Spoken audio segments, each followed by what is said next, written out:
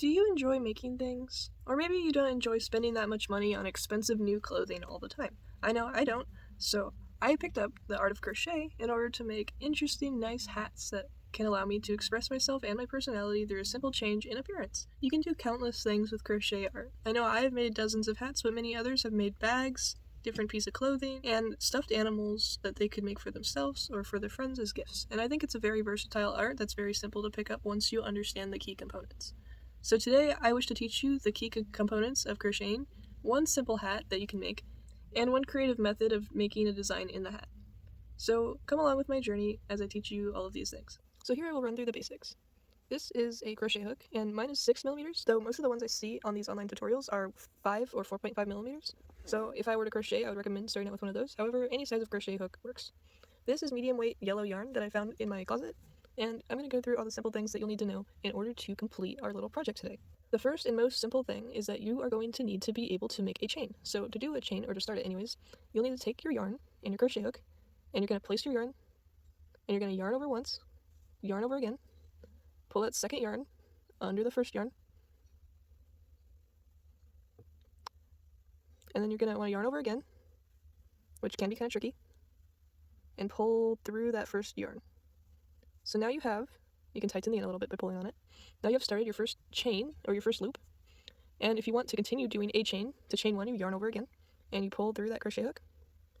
And I'd like to explain that the way that I crochet isn't very standard. Usually people take their crochet hook, pull through, and then somehow they manage to pull through their yarn, normally with the crochet hook, but I'll use my nails to assist me when I pull through so that I can get multiple things through at a time if I so wish, without having any issues. So you can figure out how you crochet any way you want. Another thing that's really important is string tension. So basically you want to make sure that your string isn't very tight while you're trying to crochet, because if it is, you won't be able to crochet properly. It'll be too tight, and then later when you try to go back into these loops, your crochet hook will be too big and you won't be able to slide back in there. So make sure you keep your tension moderately loose, but you don't want it too loose, because otherwise you'll have really big stringy loops that don't end up looking very well.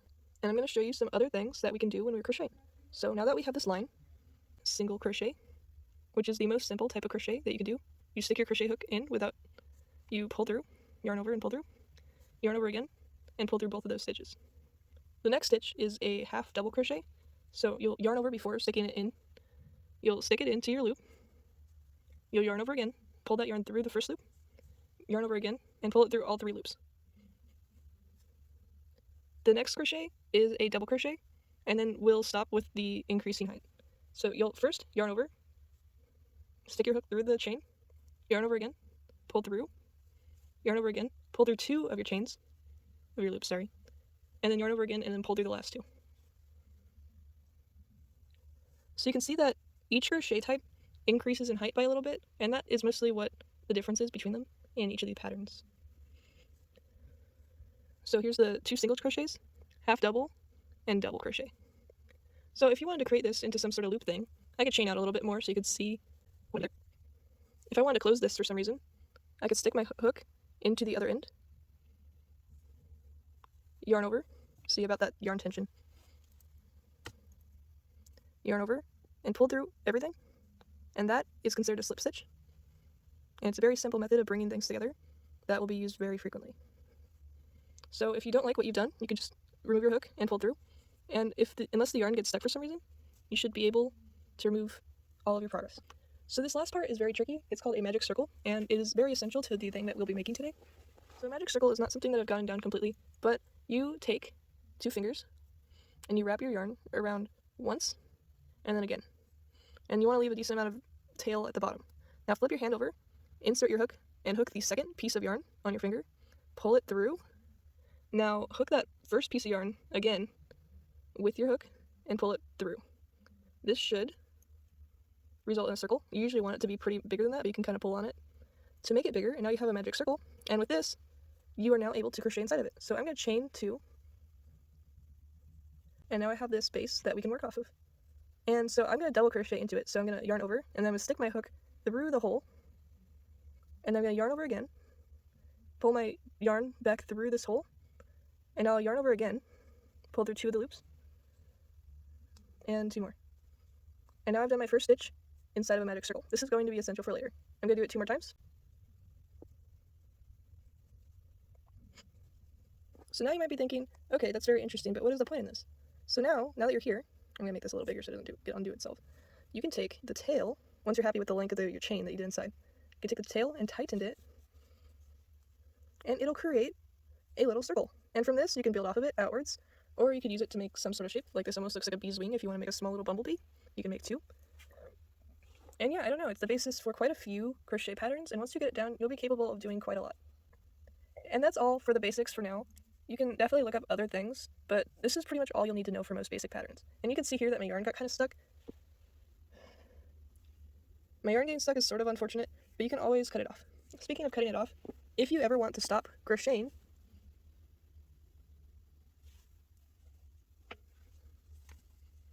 I hope these scissors work. Here, I will do another chain to demonstrate how you stop crocheting at any point if you'd like to. So, whoops.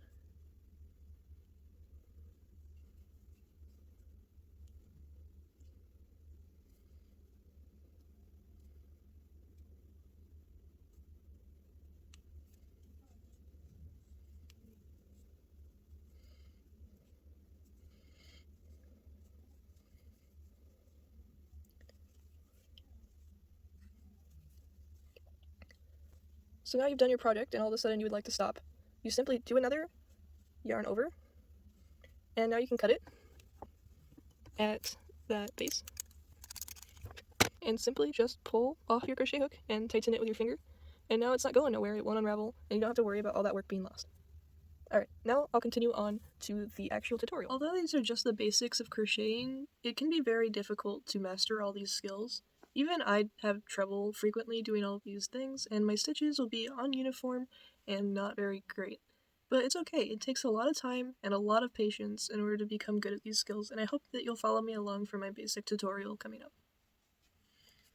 In today's tutorial, you'll be learning how to make a simple bucket hat. I'll be using a 6.0mm crochet hook and some medium rainbow yarn that I found. So to start, it's really crucial that you know how to make this magic circle. It's definitely one of the most difficult parts about crocheting. And then you'll want to chain 3 times after making the circle to have it be sturdy and tall enough for your double crochets so that there's no bump. And then you'll end up double crocheting into the circle. This is something that when I was starting out I didn't understand at first, and that's okay. It just took a couple times practicing it and figuring out what was going on for me to figure it out. And crocheting is pretty complicated, so don't feel too bad if you don't get it right away. So you can choose how many times you decide to crochet inside of the circle. I did mine 10 to 12 times. However, you can make your base circle bigger or smaller depending on what you would like. I don't recommend making it too big though, because that's the whole point of the later rows, and it might fit upon your head weird if you make a giant circle. So here's me finishing out this circle. I messed up a couple times and allowed the tail of the circle to unravel out of the loop. That's okay, just make sure you could figure out how to put it back in where it came from, because you'll need that once you finish your length of the crochets so that you can tighten the circle shut to begin the base of your hat. So as I finish up the circle, I pull the ends together using the tail from the beginning, and it should close nicely, but make sure to reorganize all the stitching that ends up bunching up a little too much so that it forms a proper circle. Otherwise, the base of your hat is going to be messed up and it might not look good further down the line. And lastly, you're going to want to do that slip stitch we learned about earlier to finish the first row, and every other row after it will be finished the same way. So the last stitch goes to the first stitch you made, and it creates that nice circle. Every row you'll chain 3 so that the double crochet isn't too short, and you can bring the tail through if you want a stitch marker to mark where you finished the previous row at. So that first row from the magic circle you want to double crochet into each of the stitches, and then double crochet again into the stitch, which is an increase. So for every stitch you make, you do it twice into the same stitch. So crocheting is a bit of a steep learning curve, but once you get it down, you can make pretty much anything that you want. And it's very nice to be able to make these things as gifts for people, or just for yourself. I made a lot of hats for myself during a time where I was very depressed, and now I can look back on those hats and feel joy knowing that I made something so nice for myself, and it makes me feel better about my appearance. So as we finish up the row, you're going to want to prepare to do another slip stitch at the end to bring both of the ends of the row together. And then for the next rows, you'll want to do the same thing, except for instead of increasing every single stitch, you will start to increase every other stitch for the next row, and then you'll add a skip to the increasing each consecutive row after that. So for example, you'll do one increase on the next row followed by one normal stitch, and the row after that you'll do one increase followed by 2 normal stitches in a pattern until you reach the end of the row. So I ended up doing 7 more rows, and I felt that that was a pretty good size for the top of my head, ending up being the size of my hand roughly. And now we'll decrease by 1 every stitch to make it come in on itself a little bit more for this next row. It's mostly just to make sure that the hat has a good curvature before we continue onwards, but I believe if you'd like, you could skip this step. But essentially you'll see that I just, instead of crocheting into the next spot, I'll crochet into the spot after that, which tightens up the hat quite a bit. So I could have sped this up more, but this is at 10 times speed for just the one row that I'm showing you, and I wanted you to visualize how long it takes for this task. It's very good and very rewarding, but make sure to take a lot of breaks during doing this because it really is difficult to get it all done at once. For this whole project I had to edit down hours and hours of work, which is why it can be a little bumpy throughout it, and my filming isn't very great because I just started out. But this whole thing is about learning, and I believe that I've learned a lot and I hope that you could too. So the rest of the hat is very simple. Once we near the end here, you'll see that we'll just end up double crocheting for the next couple of rows until we get our length of the hat that is desired. You can do as many rows as you'd like for here. I even found out with one of my recent hats how to make ear flaps, which was very interesting, but we are not going over that today. So make sure you don't forget to do your chain before you start double crocheting so that you don't have a weird bump in your rows. And yeah, just continue doing double crochet rows all around the circle until you have a decent length that you would consider a hat. So if you would like to be done with the hat after having your length done, that is great, and you can feel free to leave now. However, if you would like to continue and add a little cool detail, I'll be adding ruffles to the hat at the end if you'd like to stick around. Thank you. So this is my pretty much completed hat at a total of 17 rows right now after doing all the double crochets. I'll film a little bit of me wearing it so you could see what it's like having it on, so you could properly decide whether or not you'd like to wear something like this. Alright, so as you can see the hat is mostly completed. If anything I could stop right now and it'd be a perfectly fine hat, but I'm going to continue and add a couple more ruffles towards the bottom so it naturally is wavy without having kind of a weird shape at the bottom. But if you'd like to, you could just do what we learned earlier and tie this off by making another stitch and pulling through, and you'll have a finished bucket hat. So, to continue. So the ruffle design is actually incredibly simple. All you want to do is you want to do 6 increases into the first stitch and then follow with 1 normal stitch throughout the row.